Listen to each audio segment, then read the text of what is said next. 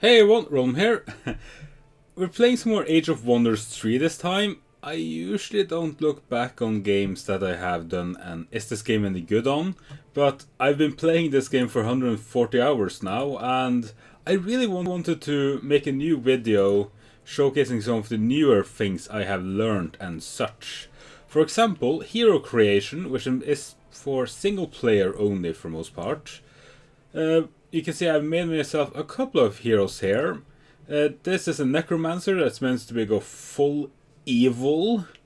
We got a lot of evil spells, some spells making every other unit evil. There's some spells that basically make... Actually no, I think the Lich spell is from... No, the Lich spell is from the necromancer. Also a necromancer, another class I didn't cover last time because... I was on the fourth campaign quest. I hadn't really gotten that far in. And basically, there are a lot of things you can do. I learned a lot about, synergy. I'm not that good in meta and I haven't really played enough. I haven't actually played multiplayer at all. But I haven't played and tried everything yet, so... But there is so much you can do here. Everything from changing your class, changing your specializations. Specializations is very nice to change. For example, if you're playing as... Let's go back to High Elves. High Elves really like dense vegetation, but they hate blight, volcanic, tropical and subterranean. So if you go creation, you can actually change the terrain into temperate, which is something that they don't mind. And then just plant trees everywhere. And after I'm playing this a bit, I really like the druids. The druid is a very strong class. It's expensive. And you won't really be expanding at the speed of light, you could say. But druids are nice. Because they have their best spell is a spell that gives everyone floating, meaning that everyone can fly. And that spell is rather silly when you start using it, because it's like you had a huge army of elven archers, let's say, and now suddenly they can all fly. And you can you can just dominate everything with that. Especially with a T4, some of the, tier 4 units, and just fucking domination all around. While, other things like I've built for Warlord. Warlord is basically meant to build millions of units. Okay, no, not millions, hundreds to 200s of units and just fucking pummeling everything. And I have for mine, I took Expander. Expander gives you more production, more growth. Production and growth for newly founded cities. I like Expander. Because with the Warlord, which are built... one of their spells gives 10 more gold every city. Fucking awesome. Especially with Expander, because every single city you make will then make 10 more gold plus a lot more production in the beginning, and as I said, it gets rather silly rather quick. One thing I have noticed though, I'm playing on very large because I like taking my time just playing around. That's kind of like, that's what I like doing the most in strategy games. It's not really the hot seat kind of really quick kind of fighting and such. I rather like just taking my time, having fun. But I found that on very large maps, the AI have a tendency of just dying. And they aren't dying to me, they're dying to the AI. Let's see, I think this guy up here was a player, but he died. Over here seems to be a player. I haven't gotten a message that this guy has died yet, luckily. I hope he doesn't die. But, well, down here... Let's see, I think it was...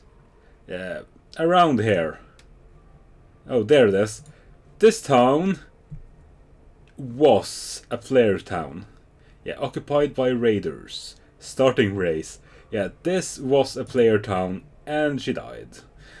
It's like, dang it, stop dying, everyone.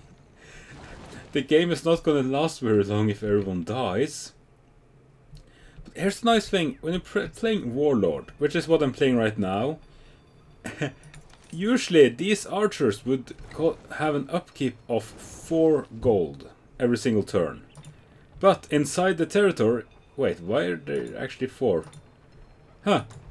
Strange. I just had them on 2. No, seriously, the upkeep were halved just a few turns ago. Huh.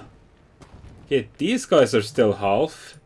Strange. Some of them are, some of them aren't. You know, these are supposed to be 8, and these are supposed to be 16. But over here, they're not. Oh no! Ah, I'm a fucking idiot. It's because they're in the hero's army. Ah, I'm an idiot. Although I could remember some of... Yeah, okay, whatever. I must have just read it wrong and... yeah, here's what I'm talking about. This guy died.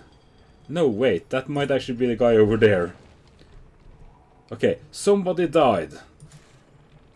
And basically, the best spell that the warlords have is an insane powerful spell for our huge armies. As you can see, every single unit you make here are trained in elite status. Everyone gets elite. And I can't tell you how silly overpowered that is. Of course, you see, the experience is 0 out of 300, meaning that chances of them actually leveling up, you know, in the nearest future isn't... Or actually, no, wait. Yeah, chances of them leveling up in the nearest future is slim, but they start with elite. And the reason why starting in elite is so insane powerful, usually your units start pretty weak. They don't have all the special things that make them really good. For example, with manticores, which are the highest tier soldiers for warlords, just look down the list here on what they get. You know, in elite they get first strike, which means if someone attacks them, the manticore strikes first. They have regeneration, you have tons of more health. You know, everyone starts with this. All the archers, for example, have projectile resistance. You know, they make the perfect defenders, in my opinion. Although, you have some better ones because of... For example, you can go Explorer, which is also a very nice specialization, by the way. I got lucky and got it. Here, for example, irregular units gets +8 movement, scout training, all irregular gains +1 vision, and all irregulars gain mountaineering, forestry, and wetland walking. Why is that so powerful? Well, monster hunters are irregular. That means that you can have an what the fuck army of monster hunters running all over the place. Let's see, is the mod working? No, it's not. Okay, I don't know how to activate mods just yet. Okay, I'll have to figure that out later. I'm supposed to have a mod that makes mountains nearly, you know, untraversable. You know, like for normal people, it's like 40 movement, and I wanted that mod because I love playing the underground and such. You can bottlenecking. For example, here's some tips I've learned over time. When you're playing underground, this is a perfect bottleneck. For example, the only way for them to get in here is, you know, they could go up here. No, actually, no, they can't. This is completely locked out. They can come in here and go, you know, swimming over here and attack back here. But, you know, I can make a town here as well. If I make a town, you know, there, about there, let's say there, make a flying unit in here, you know, make a couple of well-placed towns, and yeah, they can't attack this town with more than 1 stack.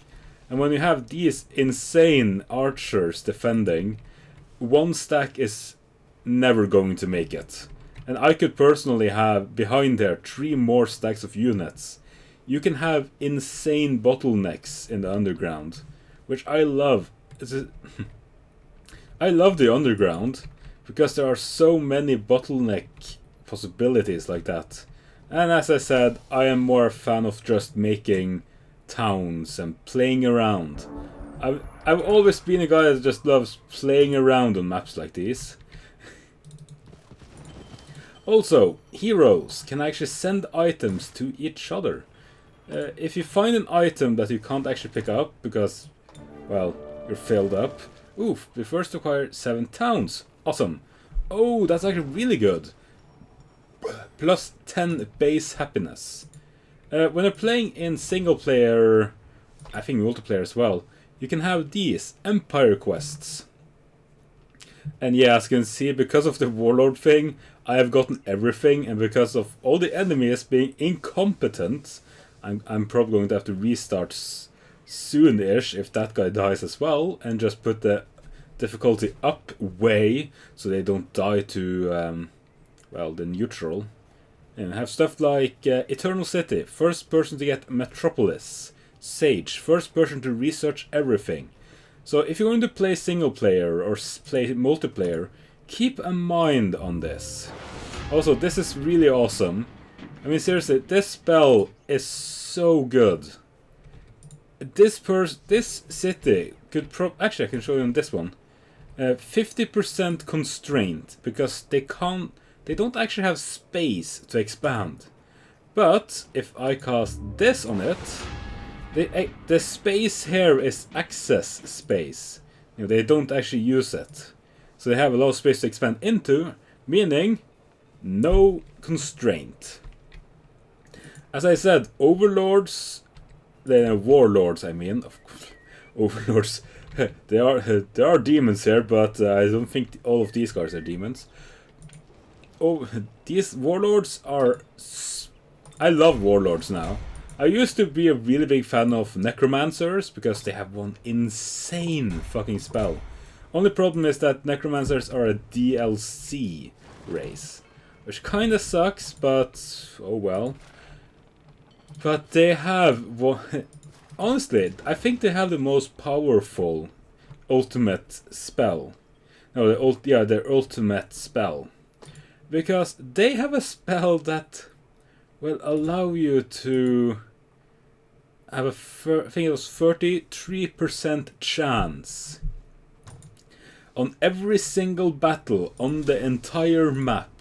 33% chance that all the units that died, or I think it's 33% for every single stack in the fight, that the units gets resurrected under your control.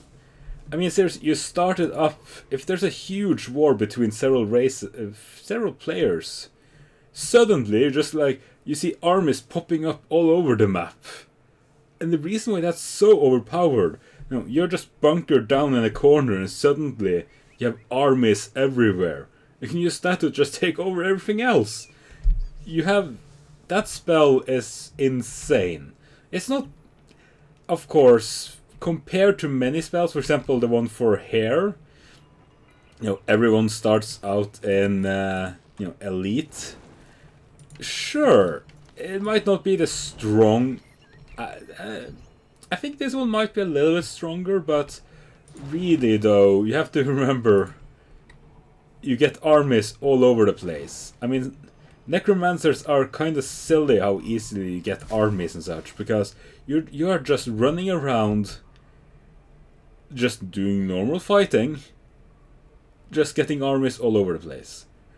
Also, I found out that you can make your hero just a little bit insane powerful. This character is already at the point where you wouldn't be wrong in calling her a god. Because if you look at the resistances here, the only 2 things you can do to even hurt her, you know, do a significant damage, is fire or blight. You can still do shock, frost, and physical, but at severely diminished results. When you take that in account with lifesteal, you know, every single strike will heal you for 3 to 5, or first strike, which means that I will always strike them first, as long as they're in front of me and not flanking me. Because I don't actually think I have... I don't think I have tireless, means I can retaliate as many times per turn as possible and still attack 3 times when it's my turn, which normally you wouldn't be able to do. Let's see, yeah, first strike there, and overwhelm, more damage to pikemen and shielded. I mean, seriously, this character is insanely powerful. Plus an armor of 19. Now, let me just show you. This is... Okay, never mind. That was... They just ran away. Cowards! Ooh, a mount. That's actually really nice. Because this character doesn't actually have a mount yet. Let's see. What's this? It's... Ooh, shock projectiles. Oh, that's actually really nice. I can give it to her. I'll just put that in there for now. I can't get her yet. Okay, I'll do it next turn. Ooh, dragons. This is another one. There's a lot of dwellings all over the place when playing, or it could be a lot of dwellings all over the place if you're playing skirmishes, but you could, of course, turn that off. Or you can choose yourself. I have taken them on average. So, yeah, let's quickly just... you know what? Actually, no. You know what? I'm going to put more settlers out. But still, it must have been that there was a hero in the army. Because, yeah, one of the world spells I have, because there are so many world spells in with these guys, is, for example, the draft.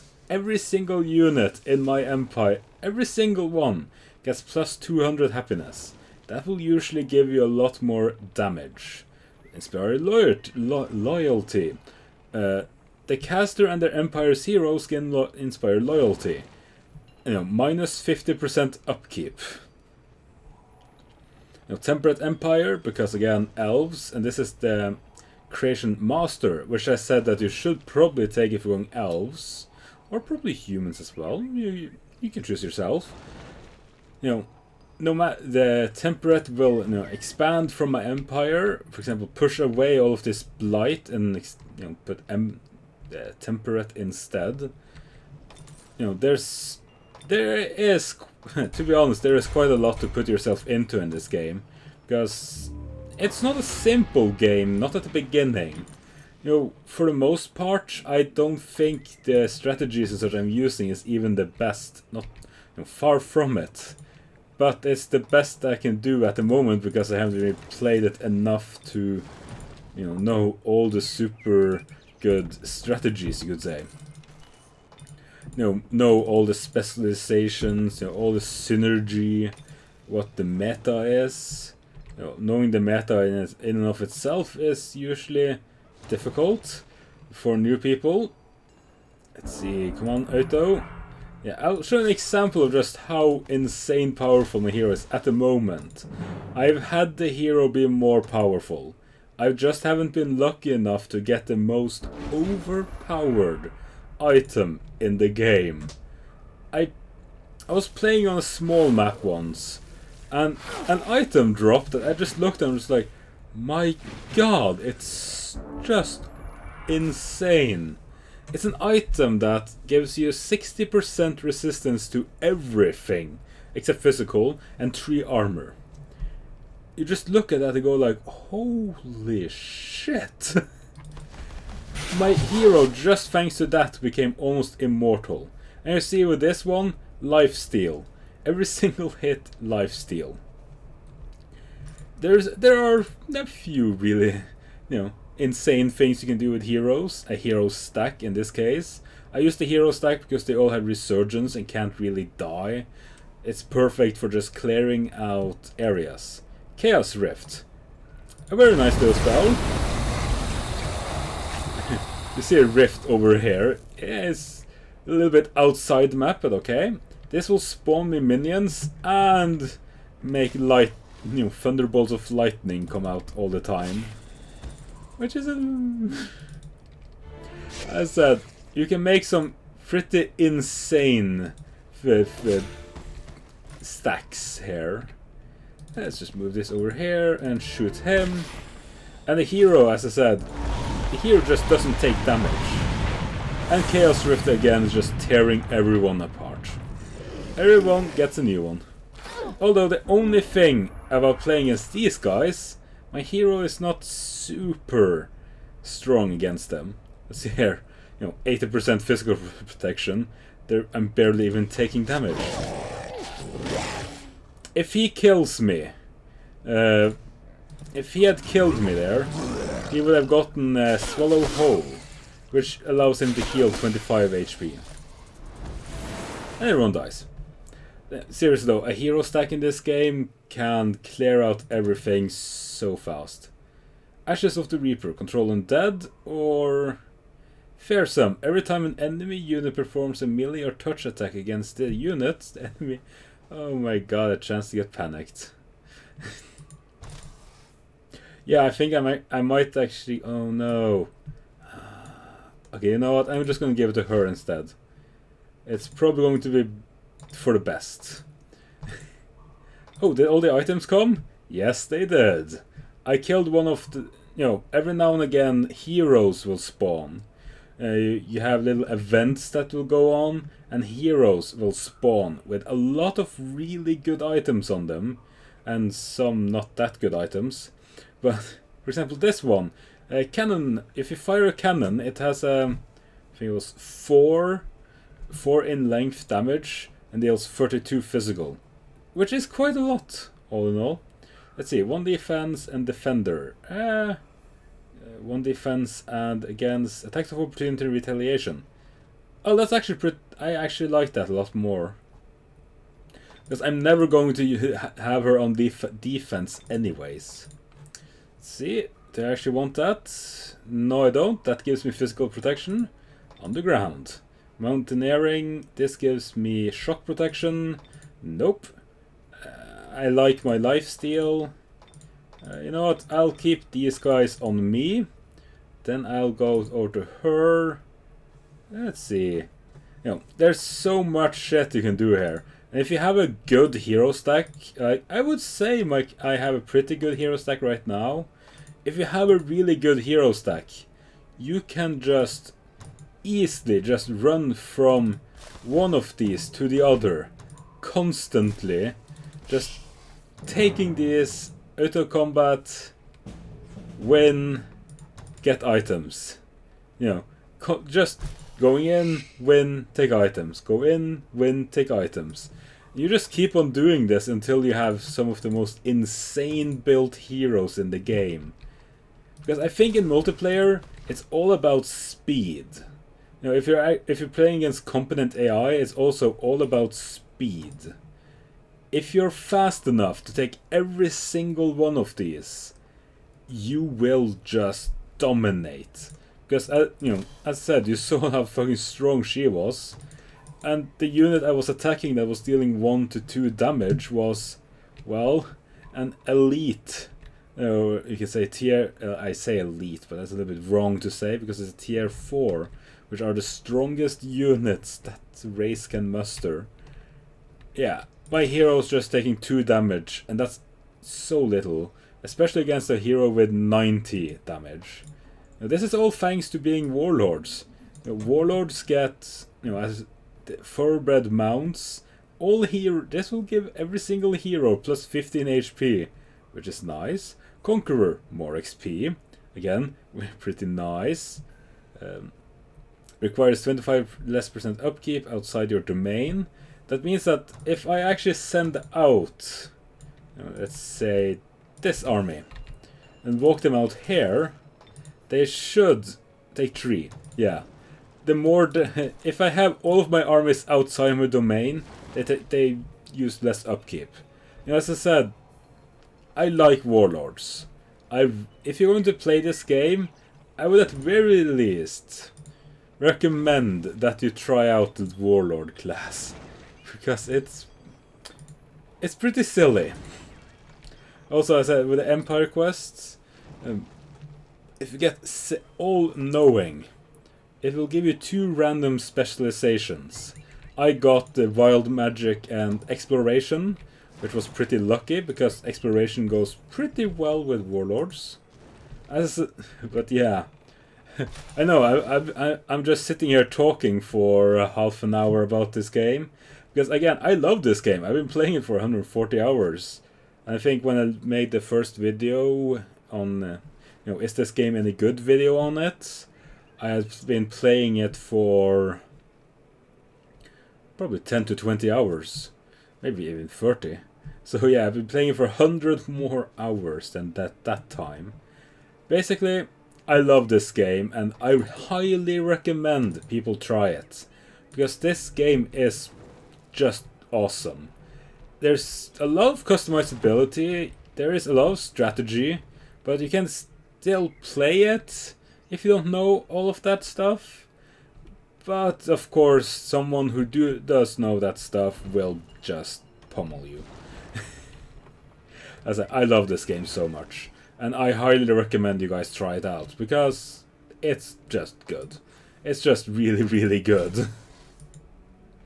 So yeah, I probably won't be making this a regular series, where I go back and look back on, is this game any good titles that I made earlier?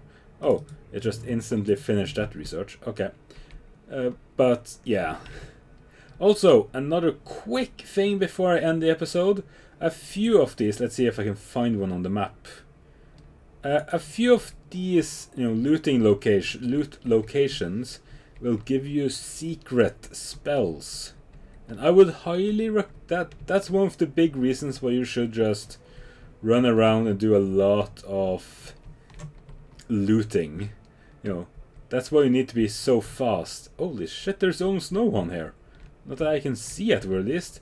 Ah, dang it. No, at very least, it's a black vault looking thing. And yeah, it can give you some pretty silly strong secret spells. Stuff that allows you to summon more units, summon tier 4 units. Holy crap, wow. On one of my previous saves, they were like, I don't know, 20 plus. And that was a rather smaller map, but this time I can't see a single one. I might just be blind and I overlooked one or two, but... holy crap, I can't find one! Anyways, there are a few of these loot locations that are a lot stronger than others. These, for example, will usually give you some pretty nice items.